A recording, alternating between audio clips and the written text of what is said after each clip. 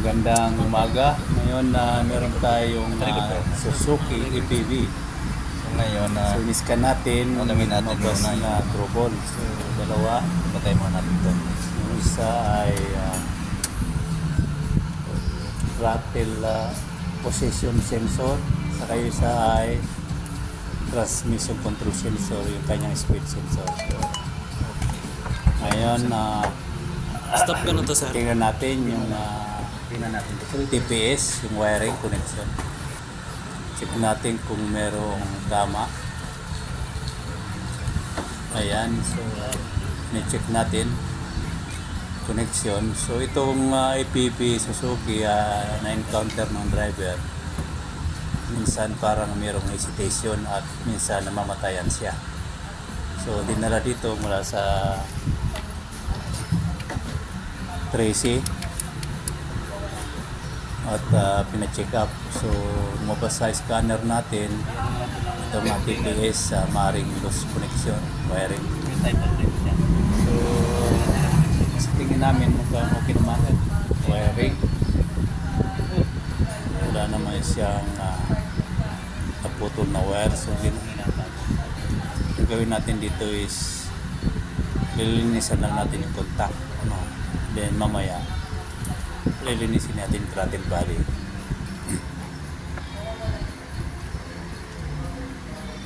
So ito, obserbahan natin.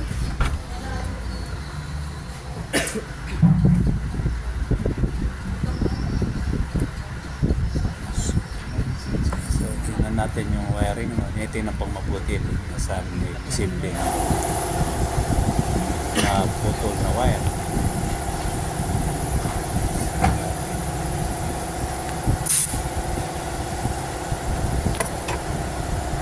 Ngayon yung contact linisin natin, kaya natin ang pang-linis.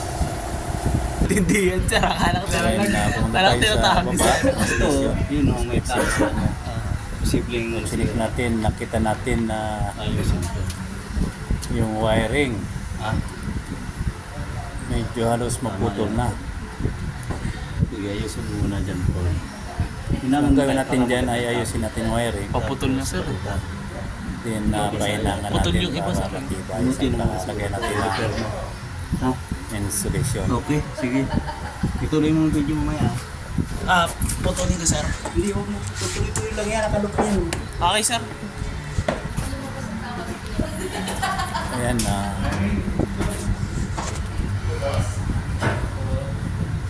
yan may putol na. Putol na yung wire kaya siguro nagulo ko. Sabi sa akin kapag medyo nalubak at naka-aircon namamatay yung makina. So ito, tapos na tayo rito. Ninangan na natin yung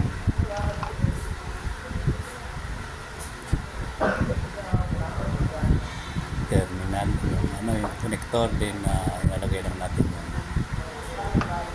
wiring. So tala ito naman dito tayo sa makina, natanggal natin yung throttle body para marinisan na rin.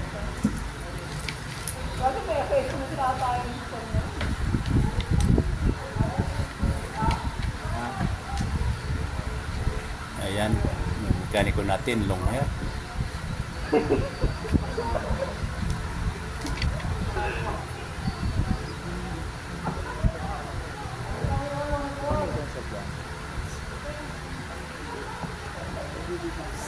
So sa paglinis ng throttle body, siyempre gagamit tayo ng carburetor cleaner.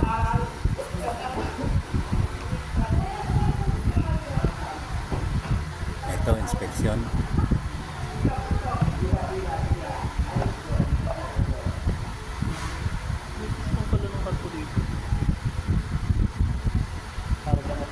So sprayan lang natin. Bakit? And, Ano yung jowa mo?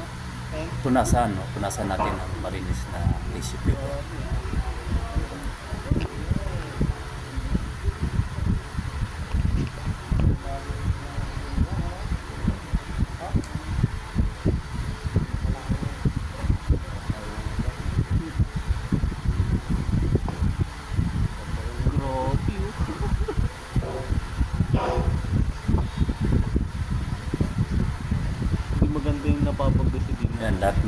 butas na posibleng madumi, linisan natin. Sa repeat po. So yan. Ganun po, pag ganun. Sa mga dati dito.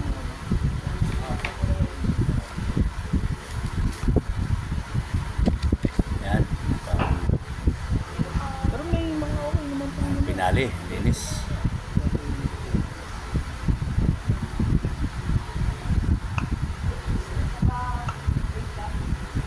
So, punas tayo. Masal maputi. Yung ating mga OJT, hindi natin nakita rito Tatago Yung legs kaya ito Hindi yung kilala ko. Yung repeat po kasi. iba niya tatong legs Mike. Ayan po. Hindi na rin ano po. Ayan, baka ma-esperahan yung legs ni Micah. Sa gusto. Yun yung fuel na ano eh. Ito, yan, ginakapit na natin. Para mamaya, testing natin kung talagang nawala na ang kanyang fault code.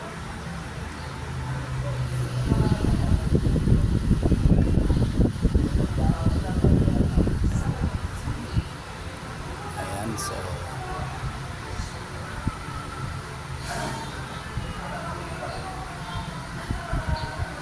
ang fault code kanina is yung TPS nagkaroon ng problema. So kinakabit na yung air hose. Then ito. So i-scan natin ulit kung talagang nawala yung trouble code. Normal naman. So actually, pinaandar natin yan. I-clear natin muna yung trouble code ngayon. Check natin ulit kung bumalik. Kung hindi na siya bumalik, ibig sabihin okay na. So ito, mukhang okay na. Nawala na rin. So nawala na yung trouble code. Nakita natin kanina puro kulay green. Check. So ayan guys, maraming salamat.